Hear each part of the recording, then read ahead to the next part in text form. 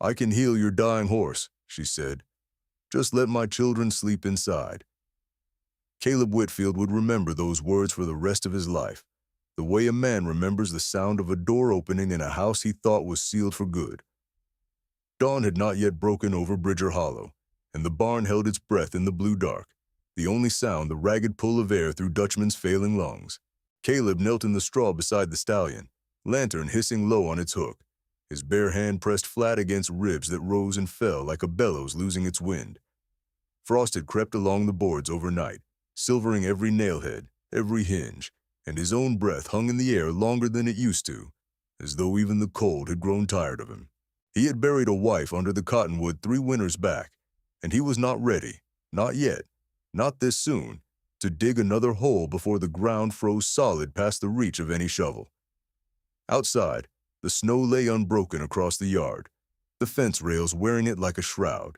the windmill locked stiff and silent against a sky the color of an old bruise. Caleb had stopped praying over sick animals the year Ann died, having decided somewhere in his grief that God did not attend to a man's barn when he had not attended to his bedroom. But that morning, wiping his eyes with a sleeve that smelled of liniment and wood smoke, he heard something he had not heard in 3 long winters of solitude,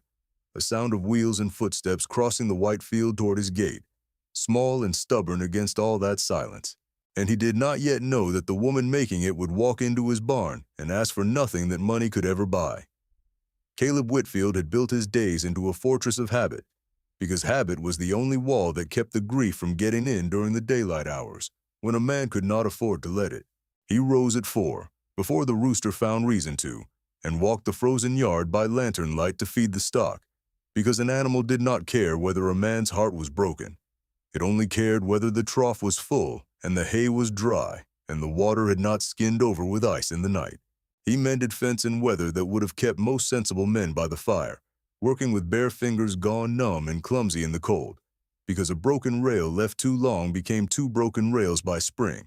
and because his hands needed something honest to occupy them while his mind wandered to places it had no earthly business going. He split more firewood than any one house required, stacking it in cords along the barn wall until the woodpile itself became a kind of private ledger of all the hours he had spent not thinking about his wife, cord after cord, winter after winter, a fortune in kindling that no one but him would ever count. He ate supper most nights standing at the stove, plate balanced on the warming shelf, silverware set out of habit rather than need, because the table Ann had set for 2 now seemed too wide a country for one man to cross alone. Sitting down to it felt like admitting she was truly gone rather than simply out visiting a neighbor woman the way she used to on a Sunday afternoon. And Caleb was not yet a man who could make that particular admission twice a day, without it costing him something he could not spare from whatever reserve he had left. He kept her apron folded on its peg by the kitchen door, not from sentiment, he told himself firmly, but because a man never knew when he might need a rag for the stove or the harness, though the truth was, he had never once used it for anything but standing before it in the lamplight, remembering the shape her shoulders made when she wore it. He kept, too, the family Bible on the shelf above the hearth, its spine cracked to the page of Ruth and Naomi, where Ann had once pressed a sprig of dried lavender, and though he no longer opened it, he dusted around it every week without fail, as if tending the book might somehow still count as a kind of prayer. Ann Whitfield had died 3 winters back, on a night in early spring when the last of the snow was still clinging stubborn to the north-facing fence lines. In the same bedroom where Caleb now slept alone under a quilt, she had stitched the autumn before her wedding,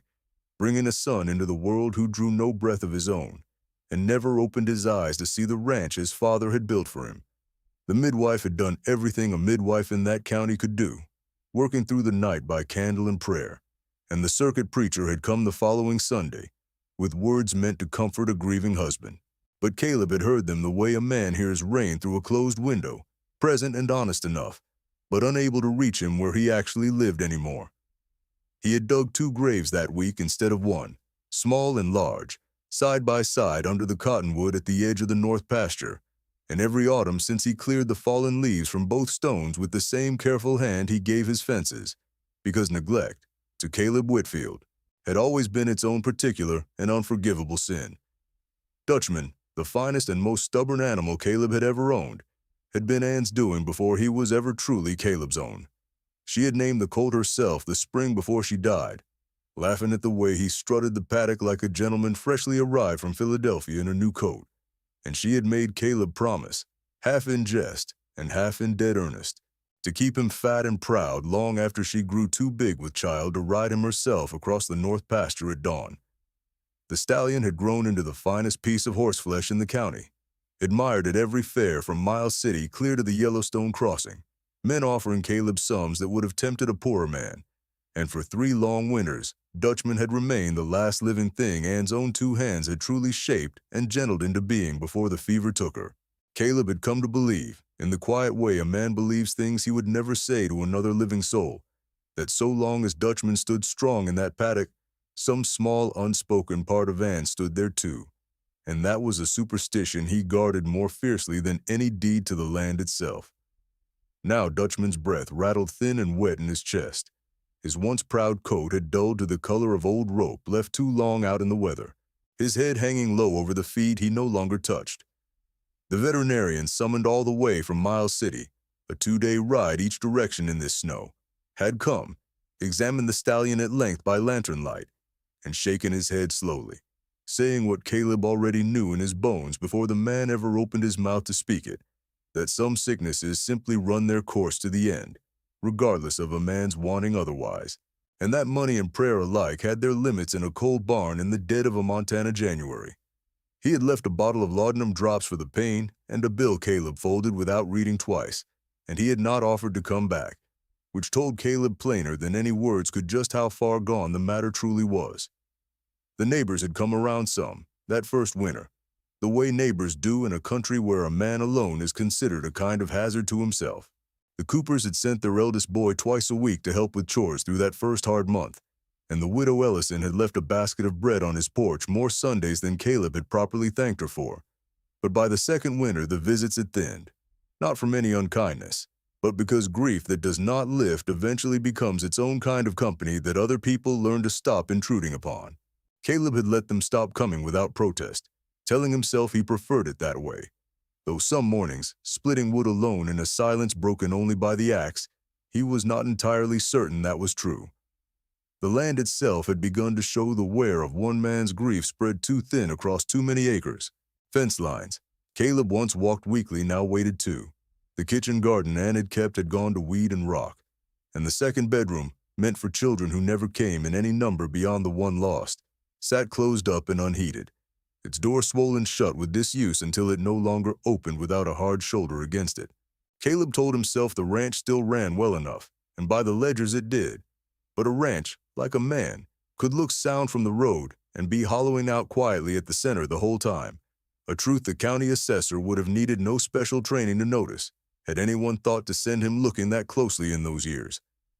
Caleb had dug a pit behind the barn 3 days prior, breaking the frozen ground with a mattock before the deeper frost could seal it entirely against him, sweating through his coat in air cold enough to crack a man's knuckles. He had told no living soul of it, not the hired man he could no longer afford to keep on through the winter months, not the preacher who still came calling, not even himself in any words he was willing to say aloud in the honest light of day. He had taken instead to talking to Dutchman in the dark of the barn, the way another man might talk across a supper table to a wife, low and steady, about the weather, about the price of cattle come spring, about nothing at all that mattered, because the silence of that barn without a single voice in it, even his own, had become more than any man could rightly stand to carry alone through a whole long winter. He had stopped answering the preacher's knock 2 Sundays running, leaving the good man to stand a while on the porch in the cold before turning back down the frozen lane toward town, his hat in his hand and a look on his face. Caleb was careful never to meet through the window. He had let the porch swing Anne built with her own 2 capable hands go still and creaking in the wind, unable either to sit in it, as they once had together at dusk, or to bring himself to take it down and burn it for kindling, like a sensible, moved-on man surely would. He told himself that a man who had already buried a wife and an infant son could certainly bury a horse as well. That grief was only a debt collected in slow installments, and this was merely the next one come due on schedule. But some part of him, the part that still woke at 4 each morning from habit rather than any remaining duty, had begun to wonder what exactly would be left standing of him once that particular debt was paid in full, and the collector moved on to whatever he owned next. Ann's people had written twice that first winter, a cousin from Boston named Nathaniel among them, offering condolences and, beneath the condolences, gentle inquiries about the value of the land and whether Caleb intended to keep working it alone. Caleb had answered both letters shortly and had not written again, filing the correspondence away in a drawer with the same finality he gave everything else that reminded him too keenly of what he had lost, though he could not have said, if pressed, whether he filed it away out of grief or out of some quieter suspicion he was not yet ready to examine. That morning, kneeling once more in the cold straw with his bare hand pressed flat against failing ribs, counting each breath the way another man might count coins he was fast running out of, Caleb heard something he had not heard on that road in longer than he could easily reckon, a sound of footsteps and a single wagon wheel turning slow and stubborn through packed snow, coming not past his gate the way the mail rider or the neighbors did on their way to town, but toward it, and steady, as though whoever made that sound had already decided, long before they arrived, that this was exactly where they meant to stop.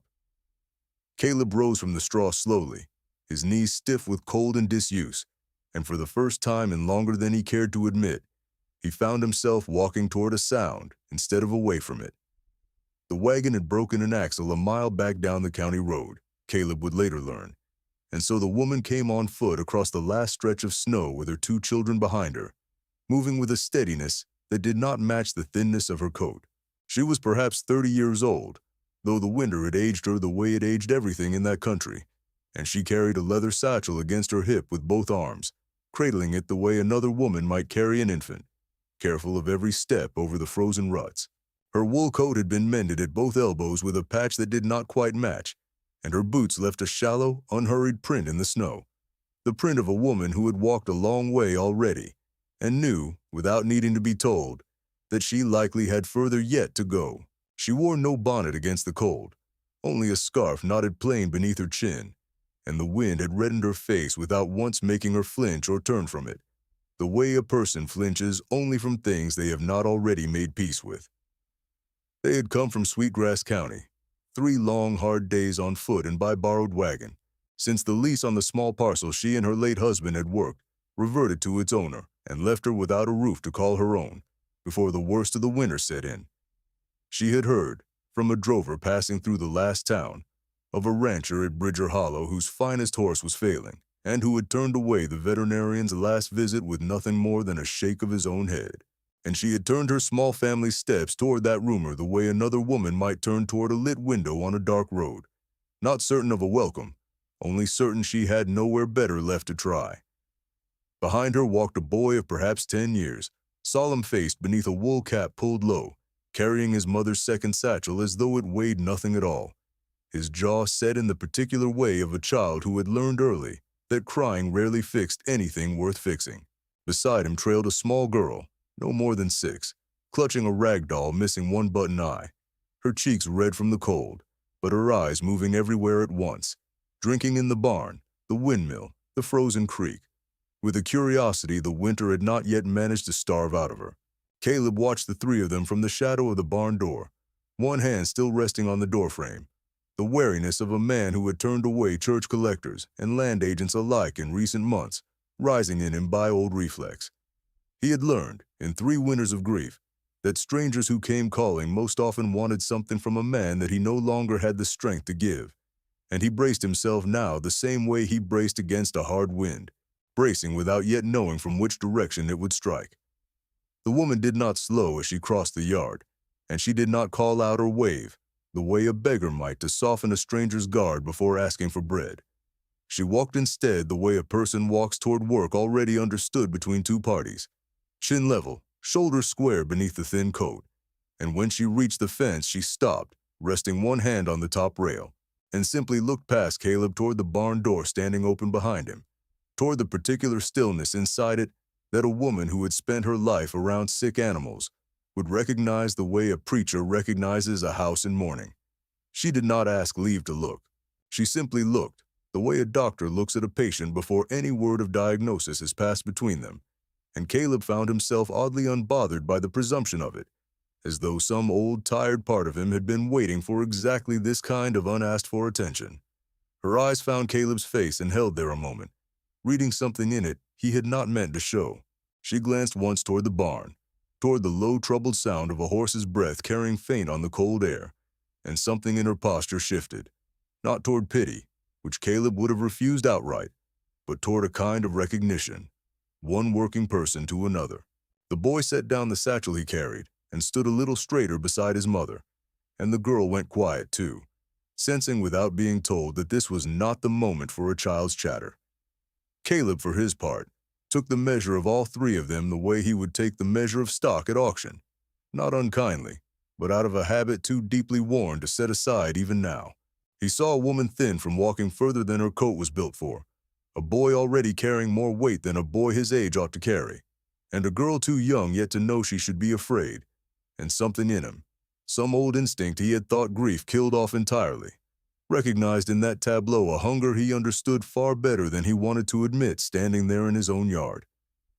Josiah shifted his weight from one boot to the other, glancing up at his mother's face the way children do when they have learned to read an adult's courage by its outward signs rather than by any words spoken. Nora, for her part, had stopped watching the barn and windmill entirely, and had fixed her attention instead on Caleb himself, studying him with the frank, unguarded curiosity children direct at strangers, before anyone has taught them it is impolite, as though she were deciding for herself, independent of whatever her mother might say next, whether this tall, silent man could be trusted. Caleb said nothing, out of habit more than rudeness, and the silence between them stretched long enough that the wind found time to move the bare cottonwood branches at the yard's edge. The woman's hand tightened once on the fence rail, the only sign that whatever she meant to say next cost her something to bring to her lips. She drew a breath, the kind a person draws before stepping onto ice they are not entirely certain will hold their weight. She opened her mouth to speak. "I can heal your dying horse," she said plainly, her eyes level with his across the fence rail. "Just let my children sleep inside until the thaw." Caleb said nothing for a long moment, and the wind moved through the bare cottonwood behind him, and somewhere in the barn, Dutchman drew a breath that rattled all the way out,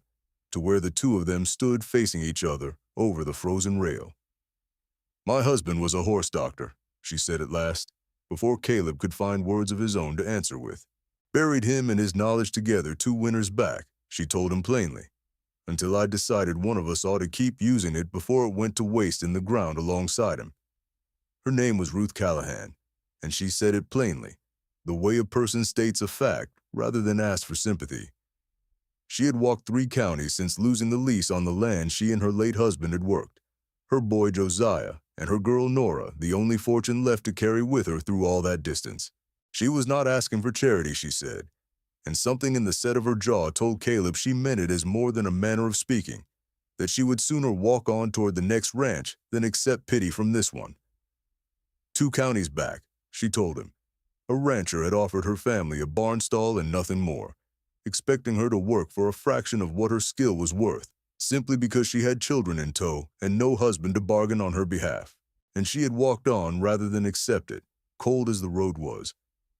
Caleb heard the pride in that telling, and something else besides, a warning perhaps, that she would extend trust exactly once and expected it returned in kind, or not extended again.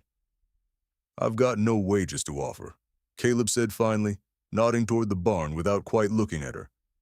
"Loft above the tack room's dry, and it's got a stove. That's the whole of what I can give you, and it's meager at that. That was never what I asked for," Ruth said simply, and something in the flatness of her answer told him she had not expected more, nor would she have accepted it if offered out of pity. Here the story pauses a moment, the way a fire pauses before catching, because it is worth asking where you are watching this from tonight, whether the snow outside your own window is falling as it fell that winter over Bridger Hollow, and if this small act of 2 strangers trusting each other is the kind of story you want more of, this is the moment to leave the ranch alike, to tell us your county or your country in the comments below, and to subscribe so you are here for whatever comes next. Caleb studied her hands a moment, roughened by cold and work, then studied Dutchman's stall through the open barn door, the horse's sides rising and falling too fast, too shallow. He asked her plainly what remedy she meant to use, and she answered him without hesitation. Comfrey root, slippery elm bark, a mustard plaster if the fever climbed, naming each one the way another woman might name her own children, and something in the certainty of her answer loosened a knot in his chest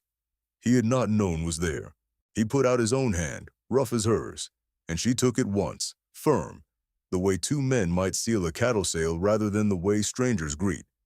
It was not a large thing, that handshake, and it was not a small one either.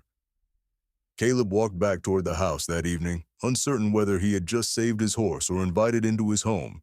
a grief that matched his own too closely for comfort, and he could not yet say which frightened him more.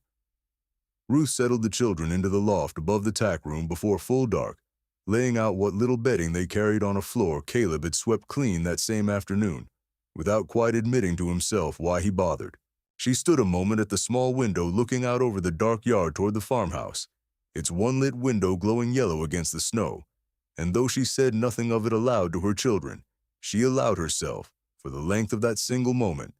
to hope that this particular stop on their long road might prove different from the ones before it. Ruth went to work on Dutchman that very first evening, before she had even unpacked the small satchel of clothes she carried for her children, kneeling in the straw the way Caleb had knelt 100 mornings before her. Only her hands moved with a different certainty entirely. She pressed comfrey and slippery elm into a poultice she mixed by lantern light in an old tin basin, murmuring to the stallion in a low voice, not unlike the one Caleb himself used in the dark of that same barn, and by the time she rose her knees were stiff with cold, and her palms smelled of crushed root and vinegar, and something else Caleb could not name. Caleb watched from the stall door, arms crossed, not quite believing, not quite willing to hope, because hope, to a man in his position, was a debt he was no longer certain he could afford to take out on credit against a future that had already failed him once. Still, he found himself unable to walk away and leave her to the work alone, and he stayed there in the doorway long past when a busy rancher's other chores should have called him elsewhere. By the third morning, Dutchman's breath had thinned from a rattle to something almost like an ordinary horse's breathing, steady and even in a way it had not been in weeks, and Caleb noticed it the way a man notices rain finally letting up after a long storm, cautiously, waiting for it to prove itself before he trusted it enough to say so out loud. He said nothing to Ruth about the change that morning, only stood a little longer in the stall than usual, one hand resting on Dutchman's neck, and she said nothing to him either, only nodded once when she caught him watching her work, an understanding passing quietly between the two of them that required no words at all to carry its full weight. She showed him, without being asked, how to read the stallion's gums and the pace of his pulse at the jaw, small instructions offered plainly and without condescension, the way one working hand teaches another rather than the way a healer lectures a fool, and Caleb found he did not mind being taught at all, so long as the teaching came from her. Ruth's boy Josiah took to the barn the way some children take to church on a Sunday, quiet and reverent in a manner well beyond his 10 years, rising before his mother most mornings to see to the stallion's water and feed without being asked twice, and Caleb caught him one gray afternoon behind the woodpile practicing the splint knots his late father had once taught him, tying and untying a scrap of leather around a fence post with the patient, joyless discipline of a child determined to keep something of his father alive through the work of his own two hands. Caleb said nothing to the boy that day, only left a proper strip of rawhide waiting on the same post the following morning where Josiah would be sure to find it, a wordless gift passed between two people who had each learned, in their own separate griefs, that sorrow did not always require company, only room enough to breathe. Little Nora, meanwhile, had appointed herself Dutchman's own personal physician's assistant, following her mother into the stall each evening with a lump of sugar cupped carefully in both small hands, offering it to the stallion with a solemn little ceremony that made even Caleb's mouth twitch toward something dangerously close to a smile. She began to sing to the horse in the evenings, tunelessly and without embarrassment, the way children sing when no one has yet told them to be ashamed of their own untrained voice. And one evening Caleb found himself humming along to the second half of her verse without quite meaning to, the first sound he had made inside that barn in 3 long winters that was not directed toward either grief or livestock. Ruth caught him at it from the stall door and said nothing, only smiled the small private smile of a woman who had noticed exactly what she hoped to notice, and went on about her work as though she had seen nothing at all worth remarking upon. The household settled, almost without anyone deciding it should, into a rhythm neither Caleb nor Ruth had planned for, but both found themselves keeping faithfully. She rose before him some mornings to start the stove and set the coffee, and he found his own kitchen rearranged in ways that irritated him for exactly as long as it took him to admit privately that the flour bin was, in fact, easier to reach from where she had moved it. She corrected the salt in his stew without so much as asking his permission first, and he grumbled about the presumption while quietly eating 2 full bowls of it. A small contradiction Ruth noticed at once, but had the good sense not to remark upon in front of the children. He took to leaving his boots by the door instead of tracking mud across her freshly scrubbed floor, a habit Anne herself had never quite managed to instill in him. And though he would not have called it courtship by any name, he could not deny that some part of him had begun keeping house differently on account of who now shared it. It was not all easy between them in those early weeks, and the story would not be honest if it claimed otherwise. Caleb came upon Nora one afternoon in the loft with a box of Anne's old letters she had found tucked behind a beam, reading them aloud to her rag doll in the solemn, halting way of a child sounding out unfamiliar words. And something old and raw rose up in him fast enough to frighten them both, a sharp word leaving his mouth before he could call it back. Ruth came running at the sound of Nora's crying, and for a moment the two adults stood over the scattered letters with the whole fragile arrangement between them hanging in the balance, until Caleb, ashamed, knelt down to Nora's height and told her, quiet and unsteady, that the letters belonged to someone he had loved very much, and that he was sorry for frightening her over paper and ink that could not be helped from being found. Ruth said nothing accusing, only gathered the letters gently back into their box, and that evening, over supper, she and Caleb shared a long look across the table that carried more understanding than either of their earlier words had managed. Two people mourning in parallel, finally recognizing the shape of each other's sorrow. One bitter night, a full week into her family's residence in the loft above the tack room, Dutchman took a sudden and frightening turn for the worse, his fever spiking without warning past anything Ruth's poultices had touched, and Caleb found himself pounding on the tack room door before he had even fully decided to do it, his voice raw with a fear he had not let himself feel openly since the night Anne had labored too long and too hard in that same farmhouse bedroom. Ruth came down at once in her nightclothes with a lantern and her satchel already in hand, working through the deep hours of that night beside him without a single word of complaint. And somewhere near the gray edge of dawn, with the fever finally breaking and the stallions breathing evening out at last, Caleb admitted to her, quiet and entirely unplanned, that he did not believe he could survive losing one more thing in this world. Ruth did not offer him easy comfort in words, which he would not have known how to receive from a woman he had known only weeks, but she left her hand resting on the stall rail beside his own for a long, unhurried moment before drawing it back, and that small gesture proved answer enough for a man who had long since forgotten what it felt like to be understood by another soul, without first having to explain himself in full. They stayed in that barn together until the sky outside had gone fully gray with morning, neither one speaking further of what had passed between them, both understanding without discussion that some things, once said aloud in the dark, did not need repeating in daylight to remain true. The following Sunday, against his own stubborn habit of 2 years running, Caleb walked into town for the circuit preacher's service, Ruth and the children seated beside him in the wagon Josiah had helped mend that same week, and the congregation's eyes followed the four of them all the way down the aisle with a curiosity Caleb pretended entirely not to notice, and Ruth met instead with a calm, unbothered dignity that made the whispering feel foolish rather than dangerous to either one of them. The circuit preacher, an old friend who had buried both Anne and the infant son, shook Caleb's hand a beat longer than custom required after the service, saying only that it did his own heart good to see the Whitfield pew filled again after so long standing empty. It was there, over the covered dish supper that followed the service, that a widow from town asked Ruth outright whether she meant to make her position out at Bridger Hollow a permanent one. And here the story turns to you the way it turned to Ruth in that crowded churchyard, and asks whether you yourself would have trusted a stranger with your very last living hope the way Caleb had, sight unseen, on nothing but the word of a woman with steady hands and a fence rail standing between them. And if this kind of quiet, hard-earned trust is exactly what keeps you coming back to stories like this one, we would truly love to read your answer down in the comments below. Ruth answered the widow plainly enough, saying only that she was there to work, and nothing more besides. But the words came out slower than they might have said a month before, and Caleb, standing near enough to overhear them both, found that he did not much care for how easily she had said it, though he could not yet have told anyone, least of all himself, precisely why that answer bothered him at all. A calf sickened in the lower pasture that same week, scouring badly enough that Caleb feared losing it before morning, and it was Josiah, not Ruth, who insisted on tending it alone through the night, mixing the drench his mother had taught him in the proportions she had shown him only days before,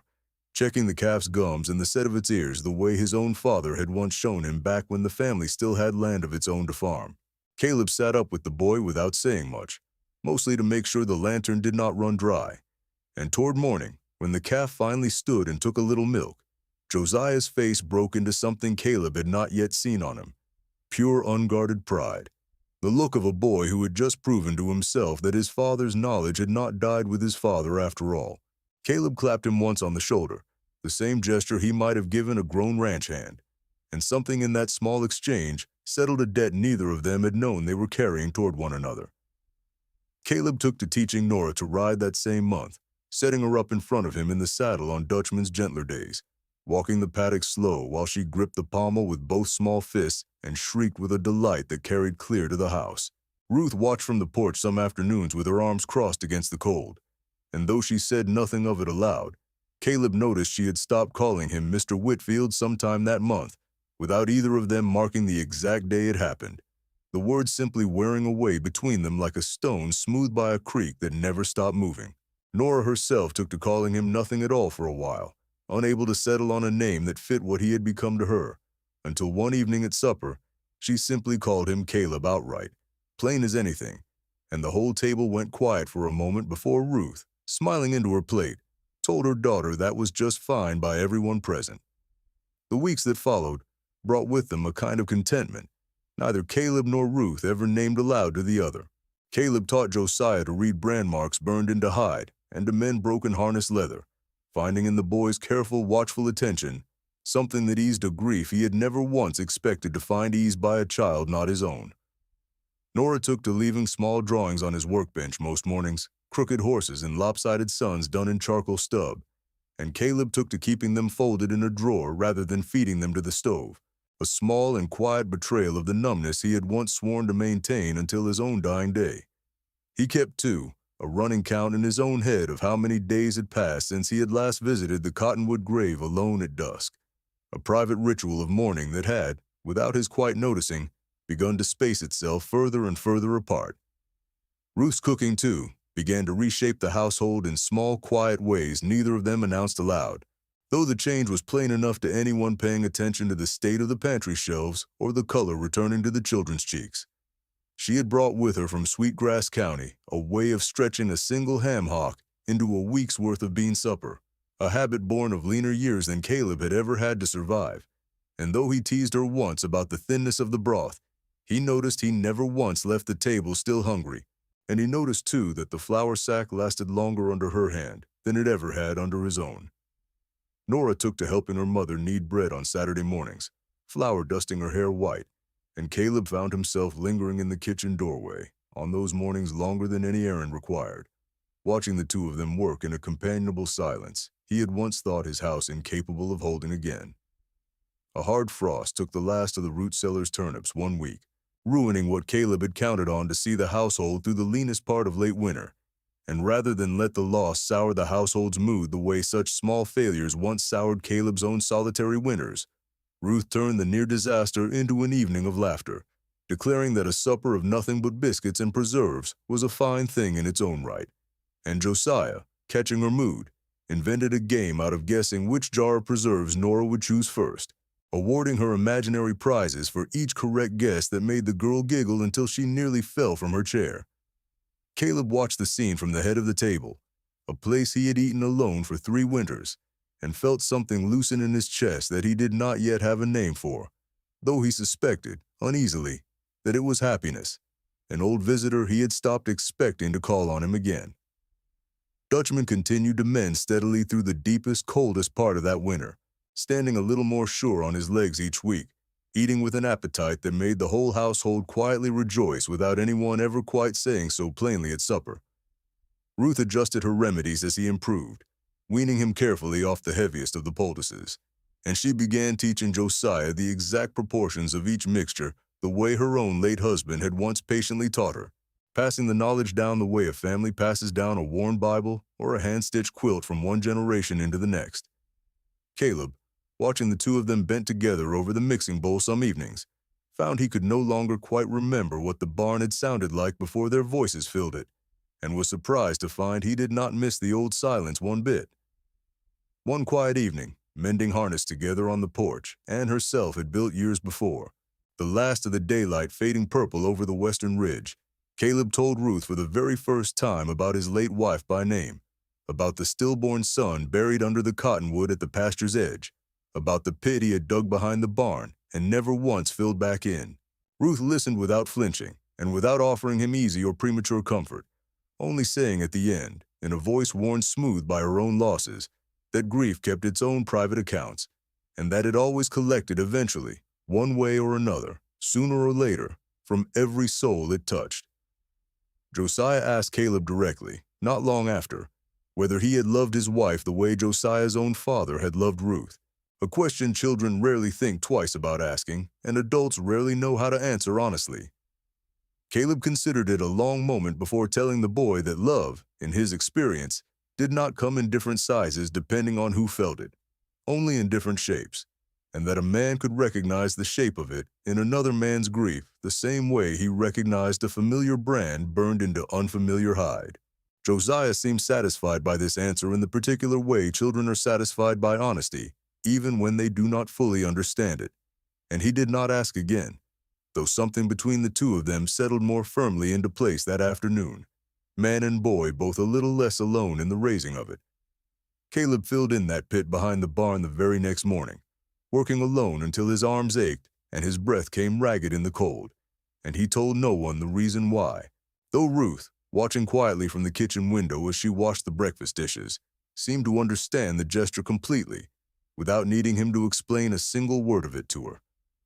When he came inside afterward, hands raw and knees soaked through, she set a bowl of stew before him without a word of comment on where he had been or why his boots were caked with fresh-turned earth, and that quiet, undemanding kindness did more to ease him than any conversation could have managed.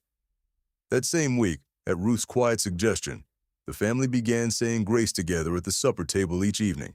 Josiah leading it some nights in a voice still finding its grown register, Nora mangling the words happily in others, and Caleb found himself bowing his head at his own table for the first time since Anne's funeral, discovering, somewhat to his own surprise, that the silence afterward no longer felt like emptiness, but like something closer to fullness. The family Bible opened again on its shelf above the hearth for the first time in 3 long winters. Word of the arrangement at Bridger Hollow had by then made its way around the county in the manner such things always did, traveling faster and further than any actual truth of the matter warranted,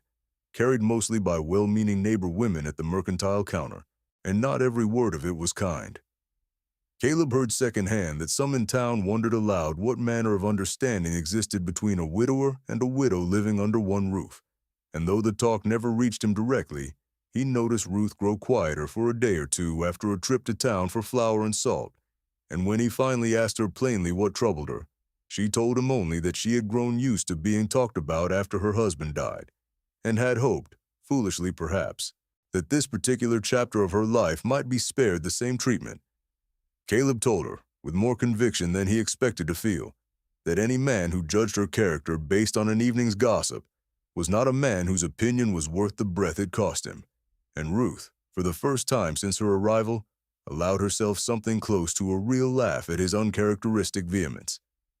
By the time the county held its midwinter barn dance at the Grange Hall outside Bridger Hollow, an event neither Caleb nor Ruth had attended in years for reasons of their own separate griefs, Dutchman had grown strong enough to pull the sleigh himself for the first time since falling ill, and Caleb, surprising even himself in the doing of it, asked Ruth plainly to ride into town seated beside him rather than in the wagon bed with the children, as she had done every Sunday before, a small distinction the whole valley noticed long before that evening was even half finished. Josiah spent that whole long evening of the dance in the company of the Cooper boy and 2 other ranch sons near his own age, the first friends his own to speak of since his family had lost their land, and Caleb watched him laugh freely across the Grange Hall floor with a lightness the boy rarely showed at home. A lightness Caleb recognized because he had once worn it himself before grief taught him to set it aside. Nora, meanwhile, fell fast asleep in a nest of coats near the stove before the fiddling had even reached its second hour, and it was Caleb, without being asked, who carried her out to the sleigh and settled her carefully beneath the buffalo robe, a small, unremarkable act that Ruth noticed from across the yard and did not soon forget. They danced only once that night, both of them stiff and out of practice in ways that had little to do with their actual feat, and the county's collective eyebrows rose in a manner that would, in time, reach all the way to Nathaniel Pruitt's ears back in Boston, faster than either one of them could ever have reasonably guessed. Caleb walked Ruth back out to the waiting sleigh under a sky gone suddenly clear and bright with more stars than either of them could easily count, and for the whole length of that quiet ride home, neither one spoke a single word of debts or deadlines or of the thaw that was, whether they liked it or not, drawing steadily and relentlessly nearer with each passing week that winter. Ruth admitted to Caleb that night, once the sleigh had rolled to a stop in the yard and the children had already run ahead laughing to the house, that she had not danced since her husband died, and had not expected to want to again so soon, if ever. Caleb told her, in the plainest words he owned, that he had not expected much of anything again either, and the two of them sat a while longer in the cold sleigh under the stars before either one moved to go inside, neither wanting to be the first to end whatever quiet thing had settled between them that night. Dutchman stood out in the paddock the very next morning, entirely on his own strength, for the first time in nearly 2 long months, head held high, coat regaining its old proud shine, and the whole household gathered together at the fence rail in the cold morning air to watch him circle it twice under his own power, Nora clapping with delight, Josiah grinning despite his usual solemnity, Ruth wiping her eyes quietly with the back of one roughened, work-worn hand. That same week, Caleb rode into Miles City for supplies and, without quite planning to, found himself in the mercantile's small back room, where a jeweler kept a modest tray of rings for ranchers too far from a city to order anything finer. He did not buy one, telling himself the season was wrong for such thoughts and the debt of the past not yet settled enough to build a future on top of it. But he lingered at the tray longer than a man buying only nails and salt pork had any reason to, and the clerk, an old acquaintance of Anne's family, said nothing but smiled to himself in a way Caleb pretended not to notice. Ruth, meanwhile, had begun quietly mending the second bedroom that had sat closed up since Anne's death, airing the mattress and scrubbing the floor without ever asking Caleb's permission first, telling him only that a growing boy and girl needed a proper room before summer, and needed it now shown some care regardless of whatever else might or might not come of their arrangement, come the thaw. Caleb helped her force the swollen door open one Saturday afternoon, the two of them working the hinge free together until it swung wide at last, and something about watching daylight fall again into a room that had been dark for 3 years struck him harder than he expected, a small resurrection he had not asked for and could not now imagine undoing. It was in that very same moment of quiet, hard-won triumph that Caleb first noticed a rider approaching slowly along the county road, moving with the unhurried confidence of a man who had never once in his entire life had to walk anywhere through snow himself, dressed in a coat too fine and too clean for a Montana January, and something in the careless set of that stranger's shoulders told Caleb, even before the man had reached the gate, that the fragile peace his small household had built these past weeks was about to be tested by a trouble no poultice or remedy on earth could ever hope to cure. The rider, as it turned out, was Nathaniel Pruitt, cousin to Anne on her mother's side, arrived all the way from Boston in a hired sleigh with a driver he had paid handsomely extra to brave the Montana roads in the dead of January, and he dismounted in a coat of fine city wool that had never once in its life known the smell of a working barn. He greeted Caleb with the practiced warmth of a man who had rehearsed his sympathy on the long train ride west, offering condolences for a death now 3 winters old, as though the words had only just that moment occurred to him, and his eyes moved past Caleb toward the house, toward Ruth standing framed in the doorway with Nora balanced on her hip, with the frank, appraising look of a man counting furniture and livestock, rather than greeting a grieving family he claimed as his own. He came, he said, settling himself uninvited at Caleb's own kitchen table without so much as removing his gloves, producing from an inner pocket a promissory note that Anne's late father had signed years before against the full value of the ranch, a debt Pruitt claimed had never been properly settled, and now, by his own account, belonged to him by right of inheritance through Anne's line. He spoke at length of Eastern buyers eager for good Montana grazing land, of sums that would make a poor man's eyes widen considerably,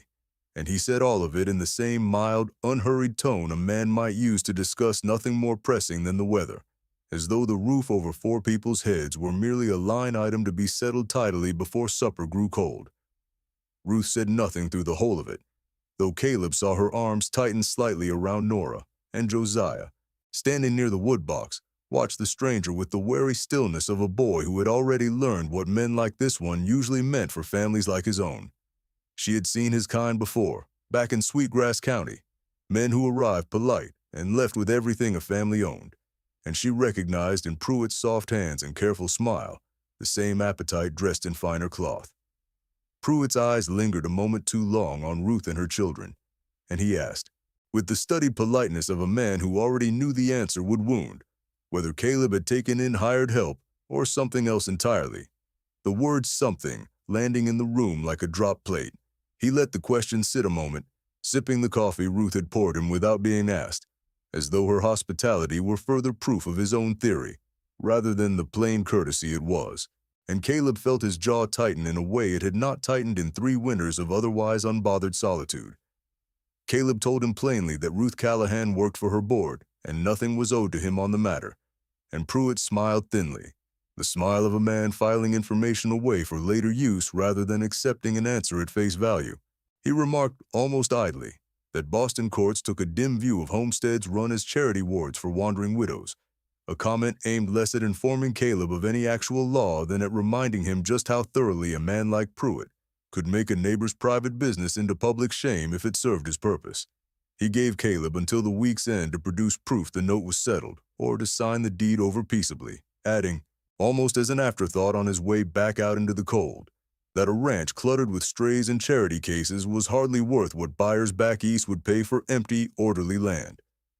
He paused at the door to admire the porch swing Anne had built, remarking that it was a shame such fine carpentry would likely be torn out by whatever buyer took the place, a small cruelty dressed as an observation that Caleb did not answer, though he watched the man's sleigh out of sight before he trusted himself to speak again. Here the story must ask you plainly, the way Caleb was forced to ask himself that same bitter afternoon, whether you yourself would have trusted a man like Nathaniel Pruitt at his word, arriving well-dressed and mild-spoken with a paper in his hand, or whether you would have looked instead, as Ruth did, at the coldness behind his eyes, and we would truly love to hear which one of you it would have been, down in the comments below. Ruth came to Caleb that evening and offered, quietly and without any bitterness in it, to take her children and leave before the week was out, so that her presence would cost him nothing more than it already had. Packing already begun in her own mind before she had even finished the sentence, Caleb refused her outright, more sharply than he intended, and softened it only by saying that he had buried enough people leaving this house without adding her to the number by his own hand. 2 days later, Pruitt returned with the county assessor in tow, walking the property with a surveyor's chain and a thick ledger under one arm, marking fence lines and outbuildings with a thoroughness that made plain he expected to own all of it soon. Josiah, listening from behind the barn door, overheard enough of their talk to understand that his family might be put back on the frozen road before the week was through, and he told no one what he had heard, carrying the fear alone the way he had learned to carry every hard thing since his father died. Nora, too young to understand debts and deeds, only understood that the well-dressed man made her mother's face go tight and pale, and she took to hiding behind Ruth's skirts whenever Pruitt's sleigh bells sounded on the county road, a small fear that struck Caleb harder than any of Pruitt's own words had managed, seeing a child he had come to think of as his own flinch at the approach of a man who shared his late wife's blood. That night, unable to sleep, Caleb went through the trunk in the attic where Anne had kept her father's old papers, searching for anything that might answer Pruitt's claim, his hands moving faster and less careful with each passing minute as the deadline pressed closer. Ruth found him there past midnight, surrounded by old letters and account books, and rather than tell him to rest, she sat down across from him on the cold attic floor and began sorting papers herself, page by page. the two of them working in silence, broken only by the wind against the shingles and the occasional rustle of old paper giving up its secrets one page at a time. Near the bottom of the trunk, beneath a stack of letters tied in faded ribbon and a christening gown never used, his fingers closed on a small leather ledger he had never once opened in 3 winters of grief, and inside it, in Anne's father's own careful hand, was an entry that stopped Caleb's breath entirely. The entry was dated the same month Anne had died, written in her father's own trembling hand. The ink faded but still perfectly legible, recording the note as paid in full, the last installment carried by a bank draft from Miles City that same spring. Nathaniel Pruitt's claim on the ranch was worthless, and had been worthless for 3 long years without him ever knowing it. Ruth had asked to come with him that morning, standing in the yard with her coat already half-buttoned against the cold. But Caleb had told her plainly this was a debt 3 generations old, and his alone to settle, and she had let him go with only a hand briefly on his arm, the kind of touch that asked him to come back rather than asked him to stay. Caleb rode into town before first light, the ledger wrapped tight in oilcloth against his chest to keep the damp from ruining the ink. The circuit preacher roused from his own bed to stand witness at his side. He did not send word ahead to anyone. He wanted Pruitt's face when the paper finally met the daylight. They found Pruitt already at the county clerk's office, deep in discussion of terms of sale with a man from a land company out of Helena,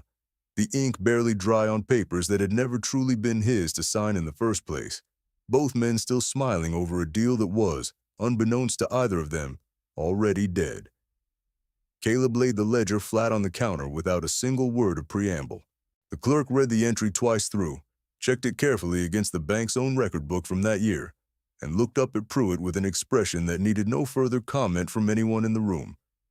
Pruitt blustered loudly about forgery, about contesting the matter in a proper court of law,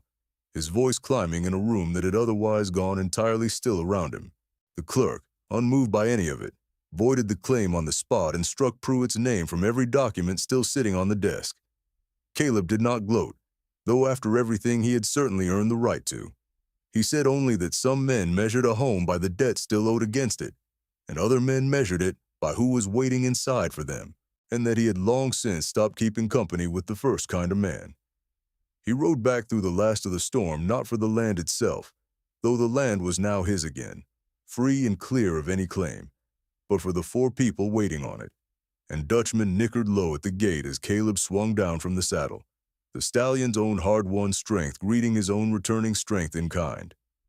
Ruth crossed the yard to meet him before he had even reached the porch steps, her shawl thrown on hastily against the cold, and for the first time since Pruitt's sleigh had ever appeared on that county road,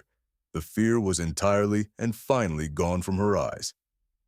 Josiah and Nora came running close behind her, and for a long moment the 5 of them simply stood together in the yard, saying nothing at all, because nothing needed saying that the silence itself did not already say better. Spring came early to Bridger Hollow that year, or so it seemed to everyone living beneath that roof, the creek breaking its ice a full 2 weeks before the almanac had ever promised it would. Dutchman pulled the plow through the north pasture with the same proud strut Anne had once laughed over as a colt, and Ruth walked the furrows behind Caleb some mornings just to watch the stallion work, satisfied in a way that had nothing left to do with medicine or remedies at all. The pit behind the barn was long since filled and grassed over by then, indistinguishable from the rest of the pasture, and the porch swing Anne had built creaked again in the wind each evening. Only now it was rarely empty, Nora and Josiah taking turns fighting over whose leg was tired enough to earn the seat. Caleb never asked Ruth to marry him in any grand or rehearsed fashion, kneeling in some borrowed parlor with a ring bought on credit, and she never once asked him for a deed or a name in return.